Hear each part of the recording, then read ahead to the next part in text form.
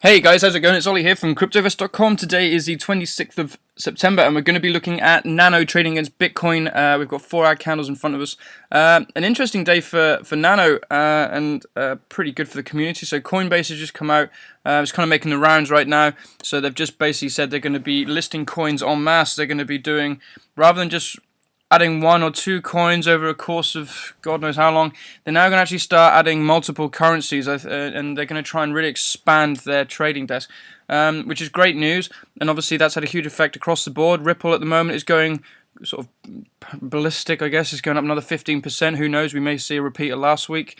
But, you know, the way things went in February, for those who remember at the start of the year when there's a rumor that went around that Ripple was going to be launched on Coinbase, and it never happened. There was a big pump. I think Ripple went all the way to over $3, and then it's just crashed all the way back down again. So a lot of speculation going on right now. There's not an awful lot of information that's come out from Coinbase since, so we don't actually know what coins are going to be listed.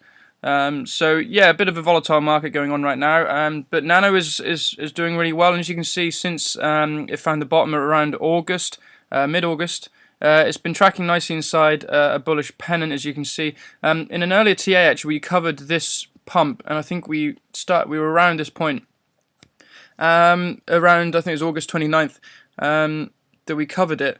And at the time, it was looking like we were going to have a nice Elliott wave, sort of. This was leg 1, push up, leg 2 would have been here, pull back in leg 4, and it was sort of 5, wasn't it? 5 in the way.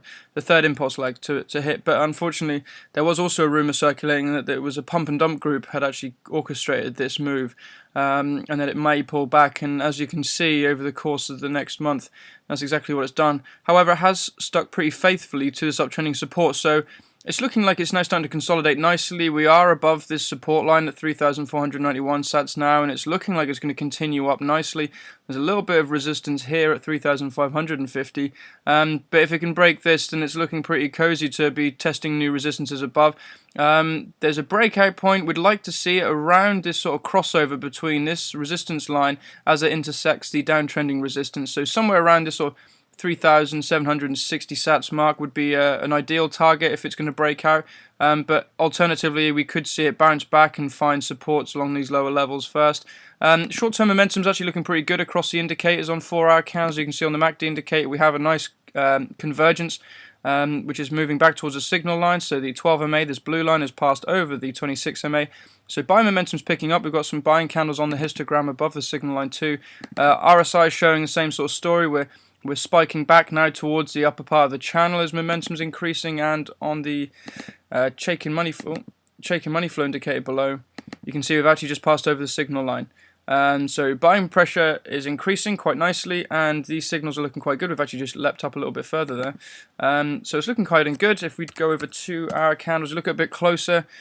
Yeah, it's telling the same story. So we're passing over the signal line. RSI is increasing nicely, and we've actually crossed over the signal line just now on the MACD indicator. So short-term momentum is looking pretty good. I think over 1-day candles it's still lacking a little bit. Yeah, so it's kind of tracking fairly level at the moment over 1-day candles. But short-term momentum definitely seems to be increasing. So yes, we've got some good targets going ahead. Let's see how long this speculation can last. The community is quite active, especially in Nano.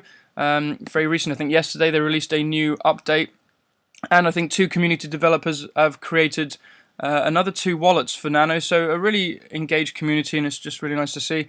So yeah, hopefully these guys can break bullish and actually continue on as they were looking like they were going to earlier on last month. But for the full TA, guys, and all the rest of it, head over to CryptoVest.com. The link will be in the description, and let me know what you think in the comment section below. Cheers, guys.